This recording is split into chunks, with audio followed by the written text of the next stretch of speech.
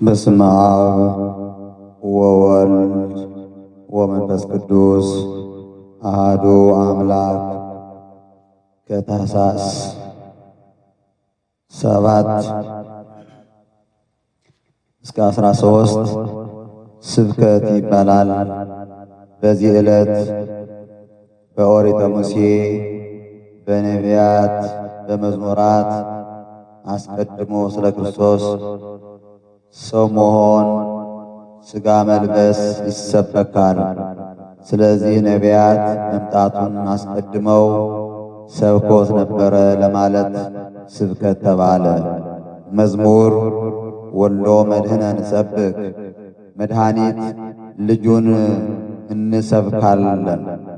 በቅዳሴ ጊዜ የሚነበቡ የመጽሐፍ ቅዱስ ክፍሎች ዕብራውያን 1 ከ1 እስከ ፍጻሜ፣ ሁለተኛ ጴጥሮስ ምዕራፍ 3 ከቁጥር 1 እስከ 10፣ የሐዋርያት ሥራ ምዕራፍ 3 ከቁጥር 17 እስከ ፍጻሜው፣ ምስባክ ፈኑ እዴከ ማርያም አድኅነን ወባልሃን እማይ ብዙ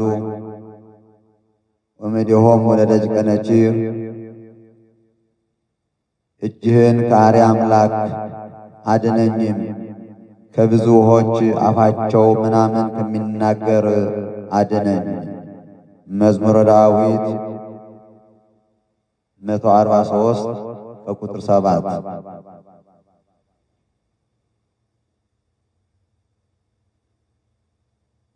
ምናልባት በአማርኛውና በግዕዙ መካከል ልዩነት ሊኖረው ይችላል፣ ትርጉም ላይ ማለት ነው።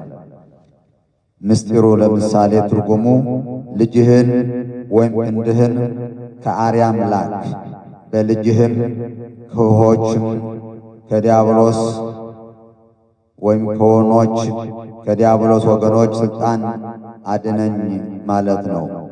ዮሐንስ ወንጌል ምዕራፍ 1 ከቁጥር 44 ከፍጻሜ። ቅዳሴ አትናቴዎስ ይሆናል።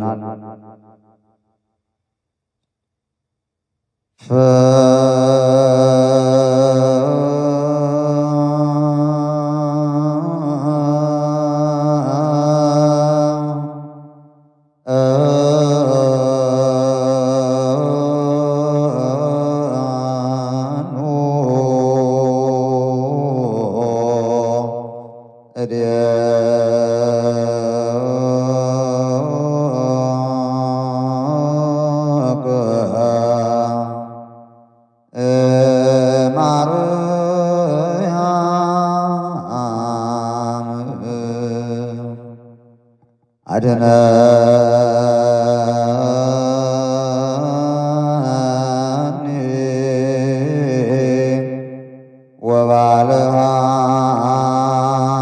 ወባልሃን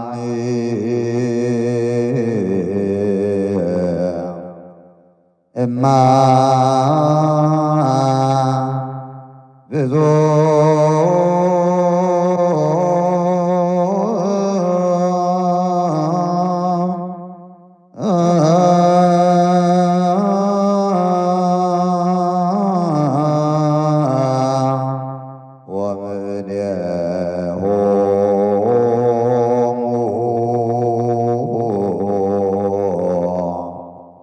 ለደጅከ ነቺር